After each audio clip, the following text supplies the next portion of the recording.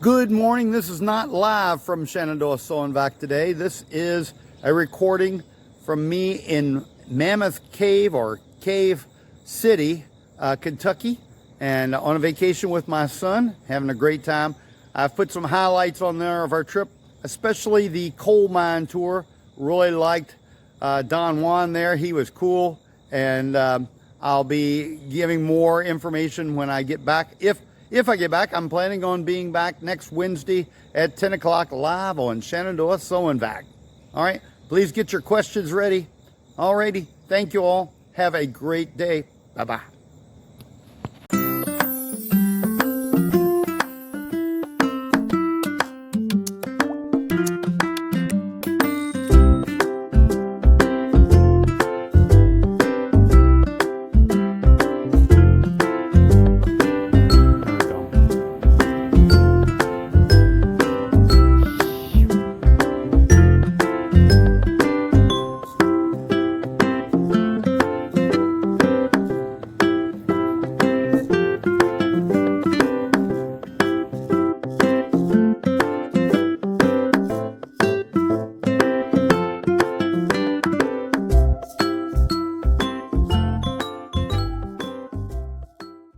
Started. First of all, I want to welcome you guys to the Beckley Exhibition Coal Mine. My name is Don, and I'm going to be your guide today. Got some safety rules on the wall right there we're going to talk about real quick. Stay safe when we might need them. Guys, have you heard the song 16 Tons? Yes. Well, let's crank that bad boy up and let's get this party started. What do you say? All right. 16 tons, well, what do you get? Another day older and deeper in debt. St. Peter, don't you call me, 'cause I can't go. I owe my soul to the company store. How about them Cincinnati Reds? I like my Reds, man. Down, down, down in the coal mine. Working in the coal mine, going down, down, working in the coal mine. Hey, I'm about to slip down, working in the coal mine, going down, down, working in the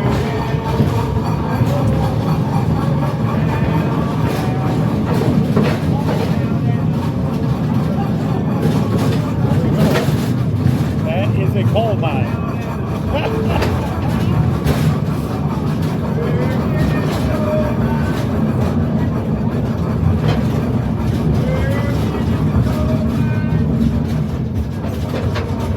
You'll have to take pictures. I'm videoing.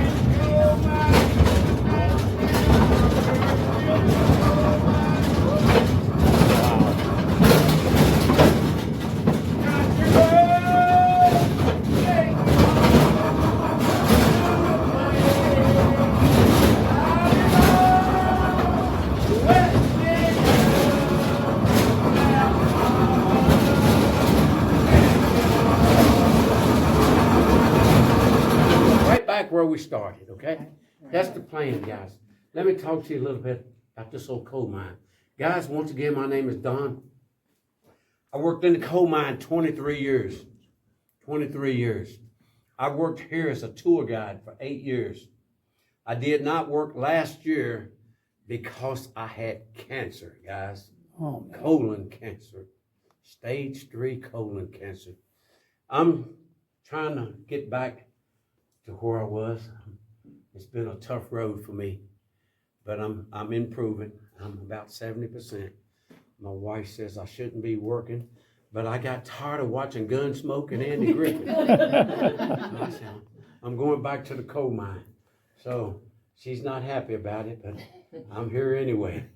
So we'll see what happens. So y'all bear with me. I'm going to give you the best I can right now. A lot of times my 70% is better than some guys' 100%. Huh? Y'all hear me, don't you? Yep. Yes. Okay, guys. This was the Phillips family mine, guys. This mine started in 1890. They mined coal out of here for 20 years. 20 years, from 1890 to 1910. 1910, they shut this mines down. It stayed idle till 1959. 1959, city of Beckley purchased it. 1962, they started doing tours in this mine. If you look right here, this is the top of the coal seam. That coal is in the Sewell seam, guys. It's the soft bituminous coal. From right here all the way up is all rock. And from there down is coal. That coal is in the Sewell seam. It's a soft bituminous coal. It averages between 28 and 40 inches in this mine. If you look right over here where I'm pointing, that was the height of the whole mines before the city of Beckley purchased it. That was the height of the mines right there, guys. The whole mine was that height right there. Hard to believe, huh? When the guys was working in here, that was the height right there. All the work in this mine was done by hand. There was no electricity in this mine when the guys was working there. No electricity. So all the work was done by hand. You're going to see some machinery as we travel throughout the mine, but none of it was ever used in this coal mine. No electricity, okay? These miners were expected to come in here and load 10 tons of coal before 10 tons of coal with a pick and shovel. They had to load 10 tons, guys. 10 tons. Each miner, they got paid 20 cents a ton. 20 cents a ton. $2 a day. $2 a day. Right here is some of the hand tools the guys use. These guys had to buy their own tools from the company store. Everything they owned came from the company store, and that's why they owed their soul to the company store. My dad owed his soul to the company store. He worked in the mine for 40 years. I was raised up in a coal camp, guys. When you go out here, you're going to see that 3-room family house. I was raised up in a 4-room company house. 4 rooms, 8 kids, mom and dad, in a 4-room company house. Outdoor bathrooms, coal heat. We were pretty poor when I was raised up, guys. We had hand-me-down clothes, whatever my brother wore out or he outgrew, he passed them down to me. They had holes all in them, and I would wear them even longer and pass them to my other brother, and they would end up with my baby brother. And today, these young ladies will go out here and pay $200 for a pair of jeans with holes already in them. Talk to me, somebody. I told that the other day, and this lady, she said, I won't pay no $200 for them. I bet you that. And I said, well, maybe you will, maybe you won't, but you know what? Granny will. Granny will pay it. Because when mama say no, you know what those young girls say? I'll call Granny. I'll call Granny. And Granny say, come on, baby. Granny got you. Granny got you. Granny gonna take care of them grandbabies. Am I right about it, grannies? Granny gonna take care of them grandbabies. Guys, right here in my hand is a bird cage. What kind of bird would be in here? Canary. Hey, the canary, you on top of it, brother. You on top of it. The coal miners use the canary for a gas detector. The type of gas I'm talking about, guys, is methane gas. Methane is a deadly gas that's found in most coal mines. Most coal mines, okay? There is no gas in this coal mine, guys. This mine, if you look right here, it says fire boss. Fire boss is the person that comes into the mine and inspects the mine before anybody comes in. This mine is inspected every morning between 8 and 9 o'clock, 7 days a week, guys. We inspect this mine every morning. One of us tour guides, we walk this mine down. We don't ride through, we walk it. We take turns, and guess what? This morning, this old boy was the fire boss. Before 8 o'clock, it was like 7:45 this morning. I was in here all by my lonesome, walking this mines down. We got about 15 locations. We go through and got a little board like this. You date up, you put your initials there. You see DJB. As you travel throughout this mine, you're going to see DJB. Don Juan Barrett, that's me, guys. You can just call me Don Juan. That's what everybody calls me. See on my hard hat right there, you guys can't see it. It says Don Juan right there. My buddy made that for me. It's pretty cool, huh? Pretty cool hard hat. I like it. But anyway, guys, this mine is safe. You don't have to worry, okay? The miners take the canary, they sit it down on the bottom while they dig in the coal. They monitor that canary throughout the day. as long as that canary was singing and dancing, life was good in the coal mine. But if you look over there and that canary done rolled over on his back and got his feet up in the air, he's letting you know that it's time to go. And if you don't go, you're going to be laying on your back with your feet in the air. Guys, the canary was a very important part of coal mining back in the day. Guys, the light that I have on my hard hat is the type of light that coal miners wear today. Back when I worked in the mines, I retired in 2010. If you guys can see right over here, there's a red battery pack over here. That's the type of light that I wore for 23 years. That battery pack hooks onto your belt, that cord runs up your back, and that headpiece hooks onto your hard hat. That's what I wore for 23 years. But today, this is what they wear. Now, back in the late 1800s, early 1900s, this is what they had, guys. And it's called a teapot light. You flip the lid, you put kerosene in here, you light your wick, you stick this on your hat. And that was all the light that you had, guys. This light would only last 2.5 hours. 2.5 hours, and then you had to fill up with more kerosene. And you had to buy your own kerosene for your light. Where would you buy that at? The company store is where you get everything that you own, guys, come from the company store. But then they came out with another light. And what do they call this light? Carbide. The carbide light. This carbide light, guys, you'll probably get anywhere from 5.5 to 6 hours. And you got carbide in this section, you got water in this section. You mix the water with the carbide, you get acetylene gas. Now, do you guys want to see some magic?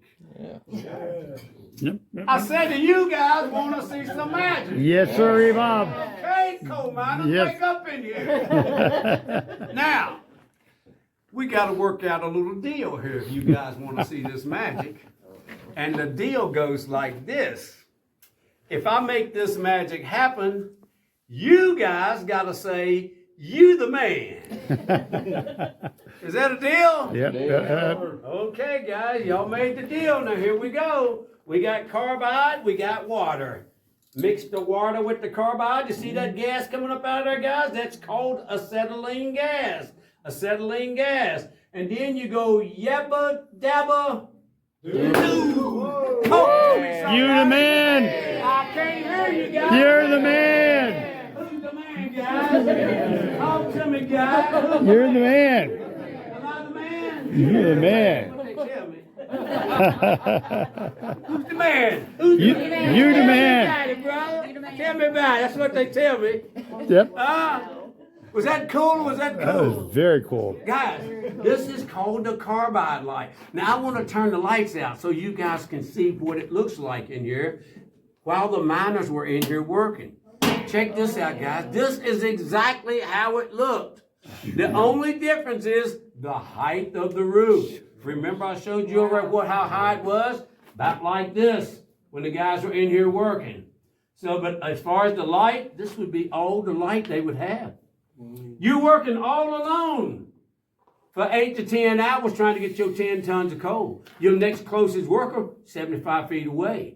And if you see rock outside mixed in with the coal, they deduct it from your pay. Instead of you getting 20 cents a ton, you may only get 10 or 15 cents because you got rock mixed in with your coal. Now, do you guys want to see what it looks like if your light goes out? Yes. Okay, you need to cover up your phone. Is everybody okay with this? Yes. Okay, guys, here we go. That's what it looks like in the coal mine if your light goes out, guys. Wow. Pretty dark, huh? Pretty dark in the coal mine when your light goes out. Now, are we ready to dig some coal? I said, are we ready to dig some coal? Let's go. Well, talk to me in here, coal miners. Talk to me. Working in the coal mine, 16 tons. What do you get?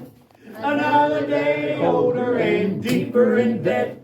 St. Peter, don't you call me, cause I can't go. I owe my soul to the company store. Hey guys, take all the pictures you me for to stop. And I do what I'm told. Just like I do when I go home. I do what I'm told. Because a happy wife, Happy life. and if mama not happy, Ain't nobody nobody's happy. Guys, when the miners come to work, the top would only be about this high. So they laying in the mud and water. The first thing they got to do is they got to get what they call the undercut. The undercut is that area right there. You see how that's been dug out under the bottom? The miner comes in here and he's got his pick. Where would he get that pig from? The company store. He's laying in the mud and water and he's got to dig that undercut, guys. 12 foot wide, 4 foot deep. He's got to dig under that bottom to get his undercut. Each miner has to do this. Once he gets his undercut, he comes in here with a 4 foot coal drill, laying in the mud and water. Chest goes here. He's got to drill 3 holes, 4 foot deep. 3 holes, 4 foot deep. After he drilled those 3 holes, he put black powder in those holes. And then he put clay dummies in there. And then he takes this tamping rod. He packs it real tight. Then he puts his fuse in there. He runs that fuse all the way around the corner. Before he light that fuse, he has to warn his co-workers that he's getting ready to let off a shot. And what does he say? Fire in the hole. Fire in the hole. Okay, guys, on the count of 3, everybody's going to yell, fire in the hole 2 times. 2 times, okay? 1, 2, 3. Fire in the hole! Fire in the hole! After that second time, he lights that fuse. Boom! He shoots that coal. The coal falls down. The reason why you dig the bottom out first is so that the coal has somewhere to fall. When the coal falls down, rock falls down also. Now, you know what happens if you're seeing rock outside mixed in with the coal. You're going to lose money. So you got to hand pick all the rock out of the coal. Once you get the rock picked out, you got to get this bad boy. I hated this thing when I worked in the mines. Guys, you got to load 10 tons of coal with a shovel. 10 tons every day. Can you imagine loading 10 tons of coal with a shovel every day? Guys, let me get over here where I can stand up so you guys won't have to call 911. I told you guys that I was pretty poor when I was raised up. Guys, we weren't poor. We were just po. P.O. We were just po, bro. P.O. But let me tell you something. We was really poor. But I'm not ashamed of where I come from, guys. Let's don't get it twisted. I'm not ashamed of where I come from. Because it don't matter where you start. What matters is where you finish. But let me tell you why we was poor. We was poor. My daddy would go into that coal mine and he would work 8 hours. He would come home and his face would be black as coal. He would be soaking wet. He would change clothes and my mom would pack that lunch bucket again and he would go back into that coal mine for 8 more hours. But on payday, there was no paycheck because he owed his soul to the company store. My daddy worked hard, guys. He had 8 kids. It was 8 of us. People say, why wouldn't they just quit? Why wouldn't they just go somewhere else? Let me tell you why, guys. My daddy had 8 kids. He had no money. He had no car. Where are you going to go with 8 kids with no money and no car? You're going to go back into that coal mine. You're going to try to keep the roof over your head that you got. And that's what my daddy did. His picture's out here in the company store, guys. I go in there every day and I say, thank you, Daddy. They got all kinds of pictures of coal miners in there, but my dad is one of them. And I go in there and I thank him every day because I'm 'cause I'm proud of him. And that's what my daddy did. His picture's out here in the company store, guys. I go in there every day and I say, thank you, Daddy. They got all kinds of pictures of coal miners in there, but my dad is one of them. And I go in there and I thank him every day because I'm so proud of what he did for us. How many men today would go to work knowing you're not going to get paid? He didn't do it for days. He didn't do it for months. He did it for years. And I'm thankful today, guys, for what he did. But let me tell you something. My mom would go to that company store. This is the reason why we were poor. My mom would go to that company store. Now, that company store was just like Walmart.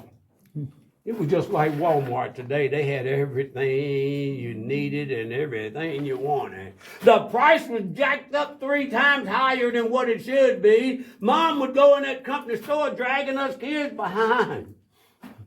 She would load that buggy down. She would sign her name. But come payday, they take your whole paycheck. They leave you not a penny. You go back to the company and you ask them for advance pay, and they pay you what they call script. Go out here in the company store, they have some for sale. Script is a coin. It has a hole in the center. It has the company's name on it. It has a dollar amount on it, but the only place you could spend the script was at the company store. It wasn't fair and it wasn't right, guys.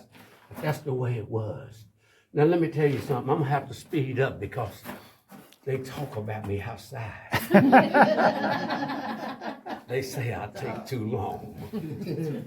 The other guys can do this 2 or 30 minutes. It always takes him 45. We don't know why it takes him so long. But they don't have as much fun as I have. Hear me? That's right. They don't have the fun I have, brother. You the man. Give me something, baby. Give me something. You the They don't man. have the fun that I have. Guys, you might want to buckle up because it's getting ready to get good here right now. I'm going to tell you some stuff. Listen to this, guys. Let me tell you something. What happens if Dad passes away? We got a problem. Now, in order for the family to continue living in this company house, somebody's got to work for the company. Now, Mom can't go because they didn't allow women to work in the coal mine back then. They do today. I've worked in the mines with a lot of women. Mom can't go, so the son, if he's 12 years old or older, he has to come in the mine and take Dad's place. Not only did he take Dad's place in the mine, but you know that debt that Dad left behind at the company store? It now belongs to the son. 12 years old and he owes his soul to the company store. But what happens if you don't have a son 12 years old or older? Just Mom and the girls. Guess what happens? They kick you out of the company house and they don't care where you go. But if you can't pay, you can't stay. But let me tell you what happens. They kick you out, we take you in. You know those po folks I was telling you about in them coal camps? Those coal camps was big where I come from, guys. They had lots of houses everywhere. We had the coal mines on one end. We had the company store on the other end of the coal camp. Lots of people, lots of kids. They took care of each other. They stuck together like glue, guys, those po folks. If you needed some sugar, you knocked on your neighbor's door and you say, I need a cup of sugar. If they got it, you got it. Everybody borrowed from each other.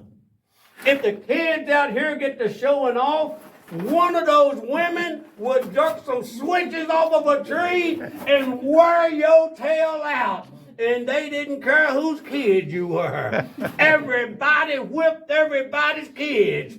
Whip your tail and send you home and say, tell your mama that I whipped your tail. And you get another one when you got home.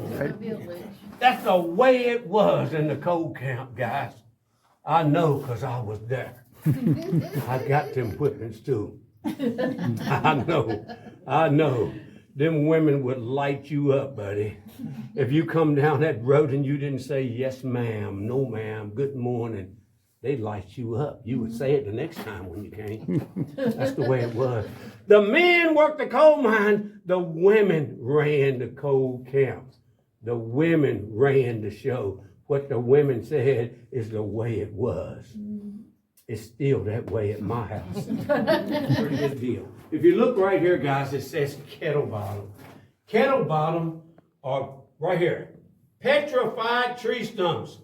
Petrified tree stumps, guys. Petrified tree stumps. These right here, guys, if you go up into the coal museum, you will see these. These right here are found in the roof of the coal mine. Now, guys, we do not have any in this mine. We don't have any because we've checked. We don't have any at all where we travel, okay?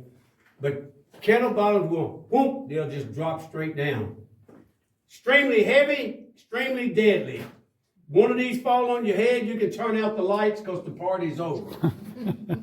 They have a nickname, guys. They call them widow makers. Widow makers. Coal miners carry metal dinner buckets. Metal dinner buckets. The reason they carry metal dinner buckets is to keep the rats from eating their lunch. Most coal mines are full of rats, guys. This coal mine only has one rat. We got one rat in this mine. And he come from Walmart. He come from Walmart. I don't know why they put him so far back. The only rat in the coal mine. Only rat in the coal mine. He's just a toy, guys. He's just a toy. This is the only rat in the coal mine. The reason there are no rats in this coal mine is because there's no food. No food. No food, no rat. Coal miners come down here to the coal miners' lounge to eat their lunch, better known as the dinner hole. The dinner hole. The miners come down here, guys. They take the lid off their dinner bucket. When they take the lid off, you're going to hear that noise. When the rats hear that noise, here they come. Here they come. You sitting there eating, and the rats sitting there looking at you like they had Applebee's or Chili's or Texas Roadhouse, and they ready to be served. So the miners break off a piece of sandwich, cakes, cookies, donuts, whatever they got, they throw it out to the rats. The old miners tell you to feed the rats because rats will save your life. If you're working right here and the top starts bumping, popping, or falling down in that area, rats would come boogieing up through here. When you see rats boogieing in the mine, you boogie with them. Rats will leave danger and they will go to safety, guys, every time, okay? And that's why miners feed the rats. Miners take the lid off the dinner bucket. First thing you're going to see as we finish up, guys, this is the pie pan. That's where Mama put the good stuff. Piece of pie, piece of cake, cinnamon roast. That's where Mama put the good stuff. This section here, guys, she'd pack you a couple of sandwiches, maybe something left over from dinner. The bottom section right here is where you put your drinking water. From right here down, a gallon of water, you drink it right out of your bucket. These miners were responsible for their own drinking water. Whatever you bring is all you got. It's got to last you the whole shift. Here's the problem. Your dinner bucket is there. Right there's your dinner bucket. You working down there, but your buddy is working right here. This guy has been out at the bar all night. He's all dehydrated today. He done drank all of his water early in the shift. What do you think he's going to do now? Drink your water. He's going to drink yours. That's exactly right. So they had to come up with some kind of idea. How are you going to keep guys from drinking your water? This is what they came up with, guys. This is what they did to keep guys from drinking their water. What do you think, guys? Would y'all take a drink out of that? What do you think, guys? Nobody? That's what they did to keep guys from drinking their water. What do you think? Nobody? Nobody want to take a drink? That's what they did to keep guys from drinking their water. Most people say there's no way I'm going to drink that. But I'll tell you what, guys, if you get thirsty enough, you're going to drink it. You're going to drink if you get thirsty enough. I know I am. But I'm going to reach in and pull them teeth out first. And then I'm going to drink that water. But I don't think I could drink it and look at those teeth at the same time. I don't think so. I got to get you out of here, guys. They talk about me. Guys, go back and tell your family, friends about us. Tell them if they come this way, make sure they ask for Don, okay? Because when they spend their money, they get to have some fun. Okay? Make sure. But I do ask that you pray for me, okay? Keep me in your prayers, guys. Because you know what? Prayers go up, blessings come down. And boy, have they been raining down on me. I have been truly blessed, man. I've come a long way. I'm not where I want to be, but I'm not where I used to be either. I'm not where I used to be. Let's go outside to the sunshine. What do you say? 16th time, what do you get? Another day older and deeper in debt. St. Peter, don't you call me, 'cause I can't go. I owe my soul to the company store. Thank you guys. I appreciate y'all, and I hope y'all enjoyed your tour today.